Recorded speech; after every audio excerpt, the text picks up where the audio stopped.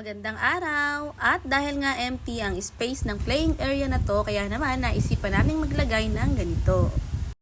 Ito nga yung shelf na napakadali lang ikabit at napaka-aesthetic pang tingnan. Alam nyo ba na nasa 50 pesos lang ang shelf na yan? May dalawang color kang pagpipilian, ang black and white. Kaya naman yung link ilalagay ko sa comment section para maka-order ka. Napakadali lang nito ikabit, maglalagay ka lang ng pako tapos isasabit mo lang and okay na. Pwede mo nga siyang ilagay sa kwarto, sa kusina, sa sala at katulad nga namin sa playing area na pinaglagyan namin ng mga laruan. Pwede nyo din itong gamitin na lagayan ng mga condiments or kung ano-ano pa. At ang kagandahan nga dito, hindi lang siya pang simento dahil pwede rin siya pang kahoy dahil meron na din siyang kasamang hook na ididikit mo lang sa kahoy. Sulit ka nga dito dahil bukod sa mura na, ang tibay pa at ang ganda pa niyang tingnan. Kaya naman, i-check out mo na, nandyan lang ang link sa comment section. Bagay na bagay ito sa'yo, lalo na kung kulang ka sa space or lagayan sa bahay nyo.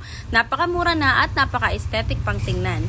Order ka na, nandyan lang sa comment section ang link. Salamat sa panonood! Hanggang sa uulitin!